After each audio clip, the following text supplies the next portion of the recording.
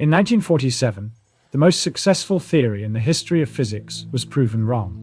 Not slightly off, not missing a decimal place. Wrong in a way that exposed a fundamental crack in our understanding of reality itself. And when physicists tried to fix it, they got an answer that should have been impossible. Infinity. Not a large number. Actual infinity. Their equations were telling them that an electron should have infinite energy, infinite mass, infinite everything. The mathematics of quantum physics had broken down completely. Most scientists would have walked away. The problem seemed unsolvable. But a young physicist named Richard Feynman saw something everyone else had missed. He realized the answer wasn't to avoid the infinities, it was to embrace them. To play a mathematical game so audacious, so seemingly illegal, that even he wasn't sure it should work. And when the dust settled, Feynman had not only fixed quantum physics, he had created the most accurate theory in all of science. A theory that matches experimental reality to 11 decimal places.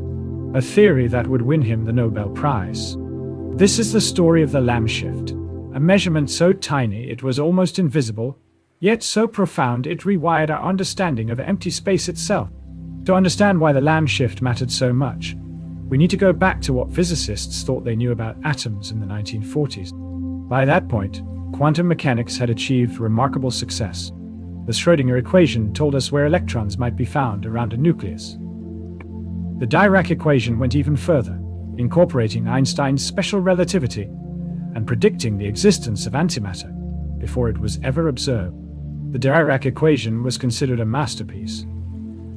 It described the hydrogen atom, the simplest atom in the universe, just one proton and one electron. With what seemed like perfect precision, according to Dirac's mathematics, certain energy levels in hydrogen should be exactly identical. Specifically, two states called the 2s, 1/2 and 2 1/2 orbitals, should have precisely the same energy. This wasn't a rough approximation. This was a hard prediction from the fundamental equations of physics. Now, you might be thinking, how would anyone even test this? How do you measure the energy of an electron inside an atom? The answer is light. When an electron jumps between energy levels, it either absorbs or emits a photon, a particle of light with a very specific frequency. Different energy gaps produce different frequencies. So by analyzing the light that hydrogen emits, you can map out its internal energy structure with extraordinary precision.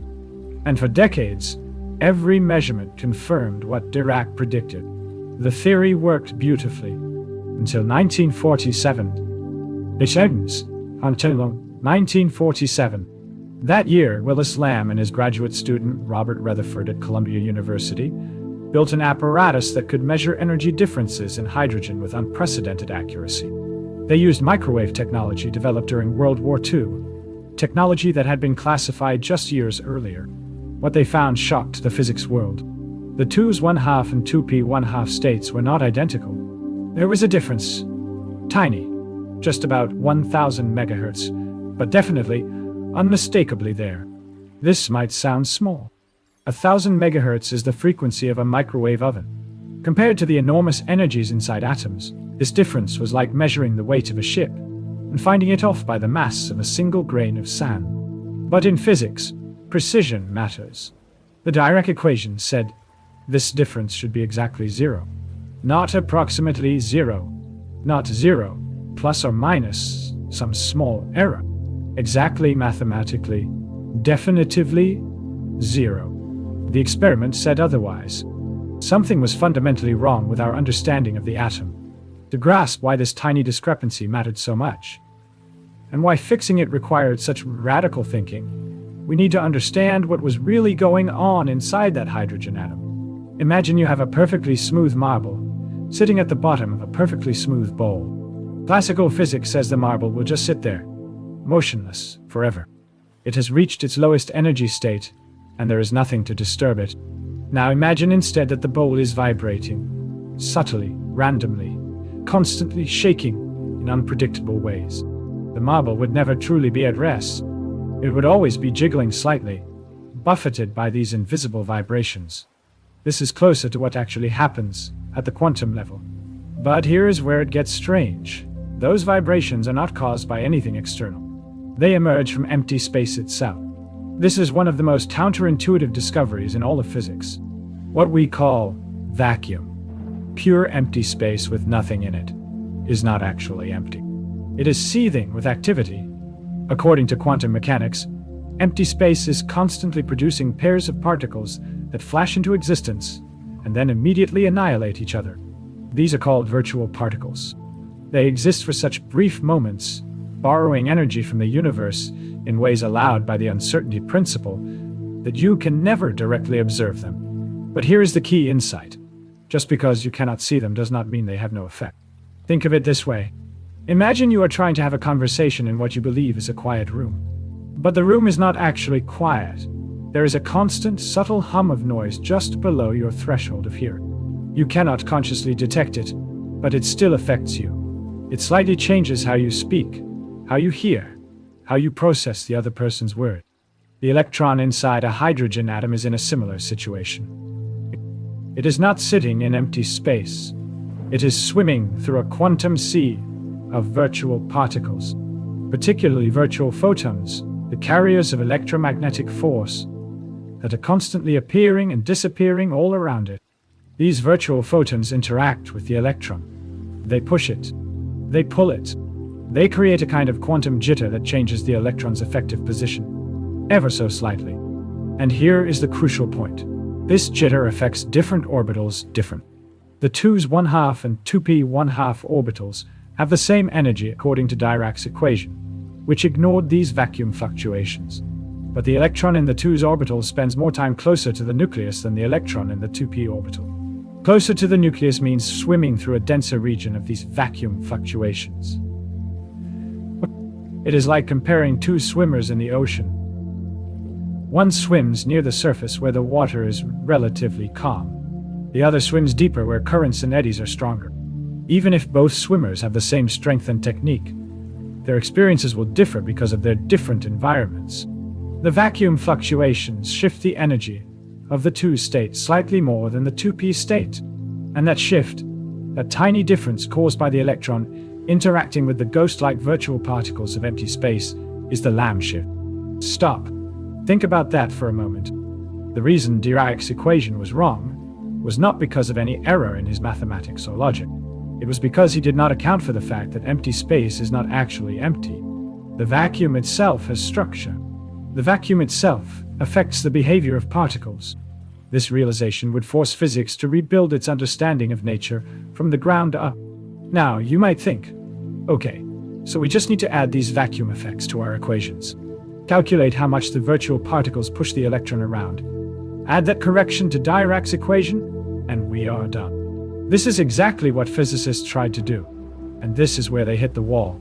When you try to calculate how much the electron interacts with the vacuum fluctuations, you get infinity, not a large number that seems infinite. Actual mathematical infinity. The integral, the sum of all possible interactions, simply does not converge to any finite answer. This was a crisis. The theory was giving nonsensical results. It was saying that the electron should have infinite energy just from sitting in empty space. Feynman, in his Nobel lecture, described the problem with characteristic bluntness. The equations seem to demand that an electron acting on itself, feeling the effect of its own electromagnetic field, would have infinite self-energy. This made the entire theoretical framework seem fundamentally broken. And it was not just one infinity. There were multiple infinities lurking in the calculations. But every time you tried to account for more sophisticated interactions, the electron emitting a virtual photon, the photon interacting with other virtual particles, those particles affecting the electron, you got another infinity. Physics had hit a dead end. The most precise theory ever developed was producing answers that were literally meaningless. Hans Bethe, at Cornell, made the first breakthrough. Shortly after Lamb announced his experimental results at a famous conference in 1947, Bethe realized something audacious. What if the infinities could be made to cancel each other? His logic went something like this. Yes, the self-energy of a bound electron in a hydrogen atom is infinite. But the self-energy of a free electron floating in space is also infinite. And the Lamb shift, the thing we actually measure in experiments, depends not on the absolute energy of the electron, but on the difference between the bound state and the free state. Infinity minus infinity is mass null, undefined, normally. But if both infinities have the same structure, if they diverge in exactly the same way, then their difference might be finite and meaningful. Bethe called this approach mass renormalization.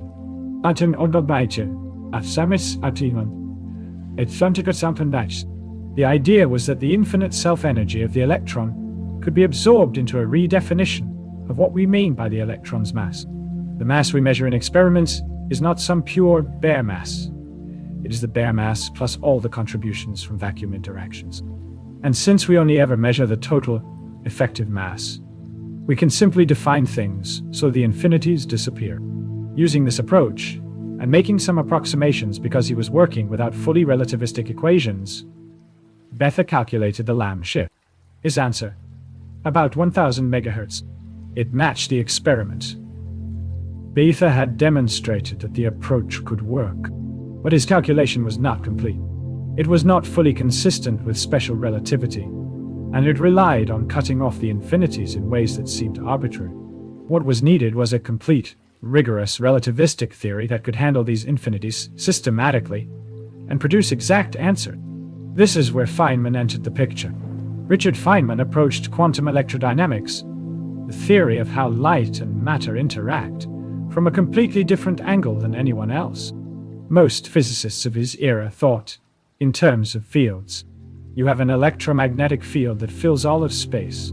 Particles interact by creating disturbances in this field, which propagate and affect other particles. Mathematics involve differential equations describing how the field changes from moment to moment. Feynman thought differently. Not exactly what sound pollution. During his graduate work at Princeton with John Wheeler, he had been exploring a radical idea. What if there was no field at all? What if, instead of particles creating fields that then affect other particles, the particles simply interacted directly with each other, but with a twist? The interaction could travel both forward and backward in time. This sounds insane. Backward in time? But Feynman had learned from studying Einstein and Bohr that ideas which seem paradoxical at first can sometimes, when analyzed completely, turn out to be consistent and even necessary. He and Wheeler showed that if you allowed interactions to propagate via both advanced waves, traveling backward in time, and retarded waves, traveling forward, you could reproduce all the known physics while avoiding certain theoretical problems. From this unconventional starting point, Feynman developed something revolutionary, a new way of formulating quantum mechanics based on the principle of least action. Here's a thought experiment to understand this. Imagine you want to go from your house to the store. In classical physics, you take the most efficient path, the one that minimizes your time or energy expenditure. This is the principle of least action in everyday life. But in Feynman's quantum mechanics, every possible path matters. You do not just take the shortest route. You take all routes simultaneously, through the park, around the block, via the neighbor's yard, up into space and back down. And each path contributes to the final result. Most paths cancel each other out when you add them together.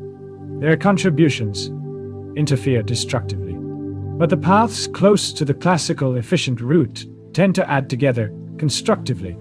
The result is that particles tend to behave as if they took the efficient path, while secretly exploring every possibility. This path integral formulation gave Feynman a powerful new tool. Instead of tracking how a quantum state evolves from moment to moment, he could calculate the probability of a particle, going from point A to point B by summing over every possible way it could make the journey. And when he applied this thinking to quantum electrodynamics, something remarkable happened. Feynman realized that every possible interaction between electrons and photons could be represented as a simple diagram. An electron goes from here to there. Draw a line. It emits or absorbs a photon along the way. Draw a wiggly line branching off. The photon might create a temporary electron-positron pair. Draw a loop. These Feynman diagrams, as they came to be called, were not just pretty pictures. Each diagram corresponded to a specific mathematical expression. Add up all the diagrams and you get the answer to your physics problem. But here's what made Feynman's approach so powerful for dealing with the Lamb shift. The infinities could now be identified and handled systematically. When you draw a Feynman diagram where an electron emits a virtual photon and then reabsorbs it, creating a tiny loop in the diagram. That loop represents the electron interacting with itself, and that self-interaction produces an infinity. But Feynman showed that you could absorb these infinities into a redefinition of the fundamental constants, the mass and charge of the electron. This was the renormalization procedure, and Feynman diagrams made it almost mechanical. The procedure was not just hand-waving away the infinities. It was recognizing that the bare parameters in your theory, the mass and charge that appear in your original equations, are not the same as the physical parameters you actually measure in experiment. The physical mass is the bare mass, plus all the corrections from self-interactions. The physical charge is the bare charge, plus all the corrections from vacuum polarization. Once you express everything in terms of the physical, measurable parameters, the infinities cancel. What remains is a finite, meaningful answer. Julian Schwinger at Harvard and Sin Itiro Tomonaga in Japan developed the same basic approach independently, using different mathematical techniques. But Feynman's diagrams provided an intuitive visual language that made the calculations far more practical. Using these methods, the Lamb shift could be calculated with extraordinary precision. The answer matched experiment to within a fraction of a percent. And as both experimental and theoretical techniques improved over the following decades, the agreement became even more stunning. Today, the Lamb shift is known experimentally to be 1057.8447 MHz, with an uncertainty of about 0.0034 MHz. Theoretical calculations based on Feynman's quantum electrodynamics predict 1057.839 MHz, with an uncertainty of about 0.06 MHz. That is agreement to better than 1 part in 100,000. This level of precision is almost unimaginable in everyday terms. It is like measuring the distance from New York to Los Angeles and having your calculation agree with the actual measurement to within a few centimeters. Quantum electrodynamics, as developed by Feynman, Schwinger, and Tomonaga, became the most accurate theory in the history of science. Let us step back and appreciate what Feynman and his colleagues accomplished. Before their work, physics had two great theories that seemed impossible to fully reconcile: quantum mechanics, which governed the very small, and special relativity, which described objects moving close to the speed of light. Earlier attempts to combine them produced infinities that seemed to signal a fundamental breakdown. After their work, the infinities were not eliminated. They were tamed. The renormalization procedure showed that you could extract meaningful, finite predictions from equations that seemed hopelessly divergent. This was controversial at the time. Some physicists, including Dirac himself, never fully accepted renormalization. It seemed too much like a mathematical trick, sweeping infinities under the rug rather than truly explaining them. Feynman himself had mixed feelings. He once said he suspected that renormalization was not the final answer, that someday a deeper theory would emerge that did not have these infinities in the first place. But in the meantime, the renormalized theory worked. It made predictions. Those predictions matched experiments, and the predictions went far beyond the Lamb shift. Around the same time that Lamb was measuring the energy levels of hydrogen, Polycarp Cush and Henry Foley at Columbia were making precision measurements of the electron's magnetic moment. According to simple theory, this should have had a specific value. But Cush and Foley found a tiny discrepancy. The magnetic moment was slightly larger than predicted. Schwinger calculated this anomaly using the same quantum electrodynamics techniques. His theoretical prediction matched the experimental measurement beautifully. These two results, the Lamb shift and the anomalous magnetic moment of the electron, became the crowning achievements of quantum electrodynamics. They were independent tests, using completely different experimental setups, both confirming that the renormalized theory was correct. As Freeman Dyson, who played a crucial role in showing that Feynman's and Schwinger's approaches were equivalent, later wrote, "Those years when the Lamb shift was the central theme of physics were golden years for all physicists of his generation." Let us make this even more concrete. with a thought experiment in the style Feynman loved. Imagine you could shrink yourself down to the size of a hydrogen atom and watch the electron orbiting the proton. What would you see? First, you would not see an orbit in the classical sense. A little ball circling around like a planet around a star. Quantum mechanics tells us the electron exists as a probability cloud, a fuzzy region where it might be found if you look. But even more strangely, if you could somehow see at the quantum level, you would see that electron constantly jittering. Random flickers of energy, virtual photons popping in and out of existence, would be nudging it around. Now imagine you could take a long exposure photograph of this jittering electron. The random nudges would slightly blur its position over time. And crucially, this blurring would be different for an electron in the 2s orbital compared to the 2p orbital, because those orbitals have different shapes and different proximity to the nucleus. This is the physical origin of the Lamb shift. The electron is not just sitting in an orbital following Dirac's equation. It is constantly being buffeted by the quantum vacuum, and that buffeting shifts its energy by a tiny but measurable amount. The vacuum, it turns out, has consequences.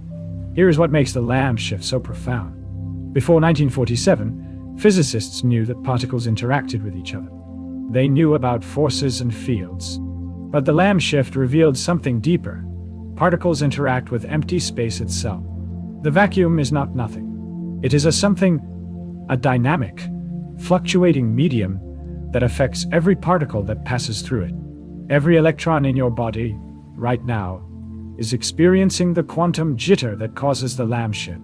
The energy of every atom in the universe is slightly shifted by its interaction with the vacuum. And Feynman's quantum electrodynamics gave us the tools to calculate these effects precisely. His diagrams provide a systematic way to account for every possible quantum interaction, no matter how exotic. Particles appearing from nothing, photons splitting into electron-positron pairs, electrons emitting and reabsorbing virtual photons. The theory has been tested to extraordinary precision. It explains phenomena ranging from the behavior of atoms to the properties of superconductors, to the emission of Hawking radiation from black holes. It forms the template for all modern particle physics.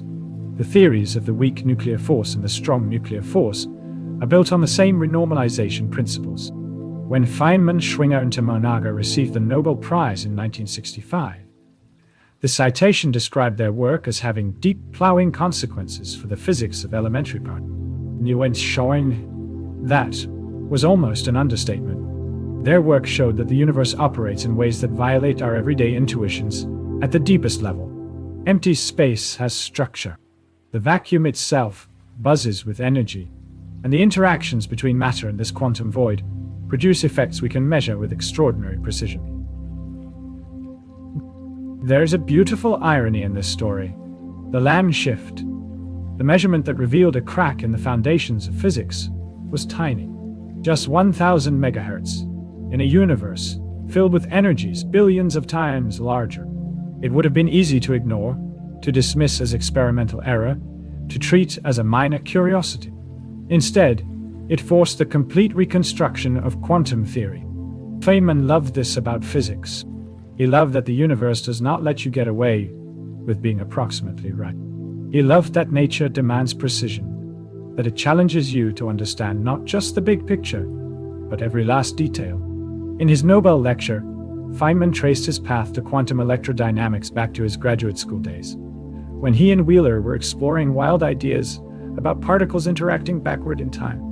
Those early, seemingly crazy ideas evolved and transformed, but they led him to develop the path integral formulation that made his approach to quantum electrodynamics possible. Physics, Feynman understood, requires a willingness to be wrong. It requires following equations wherever they lead, even when they lead to infinity. It requires the imagination to ask what-if questions that seem absurd, and the discipline to work out the consequences rigorously. The Lamb shift was a tiny crack, but looking through that crack, Feynman and his colleagues glimpsed a profound truth. That empty space is full, that the vacuum is alive, and that nature in its infinite subtlety still yields to human understanding when we approach it with enough creativity and persistence. And that understanding, imperfect as it remains, is one of the great achievements of human civilization. We have decoded, with stunning accuracy, how light and matter interact at the most fundamental level. We have tamed infinities, calculated the incalculable, and found that the answers match what nature actually does. The pleasure of finding things out, as Feynman titled one of his books, is more than intellectual satisfaction. It is participation in a grand project that stretches across centuries and continents, the ongoing human effort to understand the universe we find ourselves in. The Lamb shift started as a problem. It became a triumph, and it reminds us that in physics, the most important discoveries often hide in the smallest discrepancies, waiting for someone curious enough and audacious enough to look closely and ask why. The Lamb shift, a measurement so tiny it was almost invisible, yet so profound it rewired our understanding of empty space itself. Closing call back. And title card: The Lamb Shift. Do subscribe. Call to action.